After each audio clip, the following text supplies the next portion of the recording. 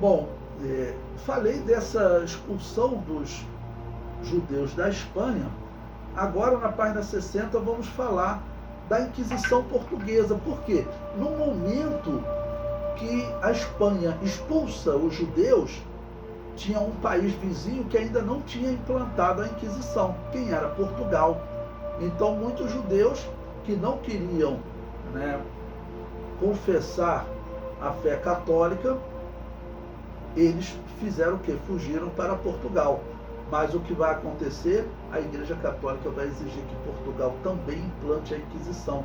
Isso vai ser exigido junto com os reis da Espanha, que vão fazer casamento entre seus filhos e vão dizer: ó, eu aceito o casamento entre nossos filhos, unir os nossos reinos, mas vocês têm que expulsar os judeus daí, senão eu não aceito esse casamento. É a história que nós vamos contar agora. Veja bem, Inquisição Portuguesa. Muitos judeus expulsos da Espanha se refugiaram em Portugal. O rei de Portugal era Dom João II.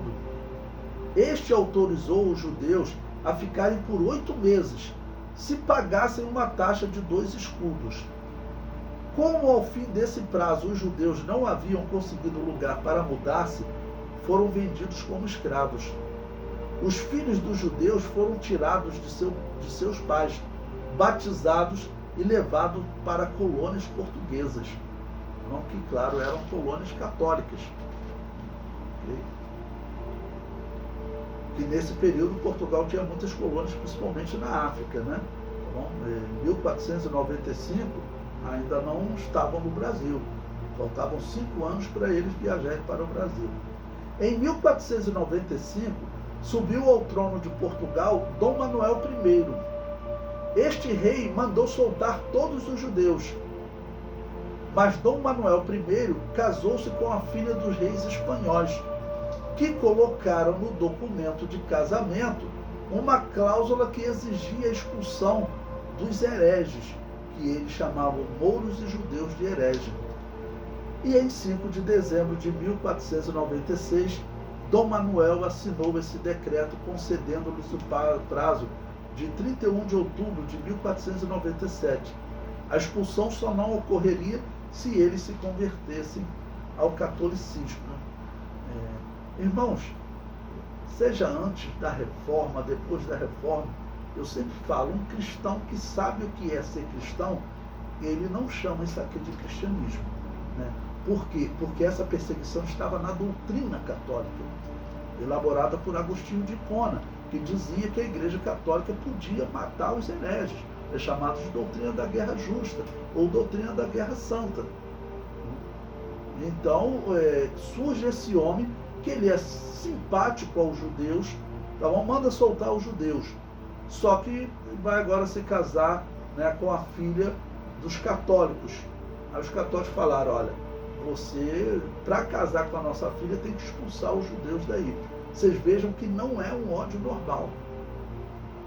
Não é o ódio normal. Esse ódio que existe contra os judeus, que está hoje no Hamas, que está em alguns brasileiros, alguns americanos, que sequer falaram das crianças que foram mortas pelo Hamas, mas estavam comemorando o ataque. É uma coisa inacreditável. É algo que foge até a racionalidade. As pessoas aplaudirem esse ódio anormal. O comentário prossegue. Então, Dom Manuel acusou os judeus, pressionado, né, pelos reis espanhóis, ele acusou os judeus de grandes males e blasfêmias em nosso reino, serem filhos de maldição, fazerem muitos cristãos apartarem da verdadeira carreira que é a santa fé católica. Como explicar que esse homem, ele era simpático aos judeus, mandou soltar os judeus, e de repente ele começa a dizer que os judeus trazem males para o reino católico, para o reino de Deus, e que eles são filhos da maldição, ok? E que eles então atrapalham os cristãos, no caso os católicos, a seguirem na sua fé, ok? Ou seja, é um exemplo horrível, né? Ok? De como os católicos tratavam os judeus e também os anabatistas. ok? O mesmo padrão era usado para as igrejas evangélicas.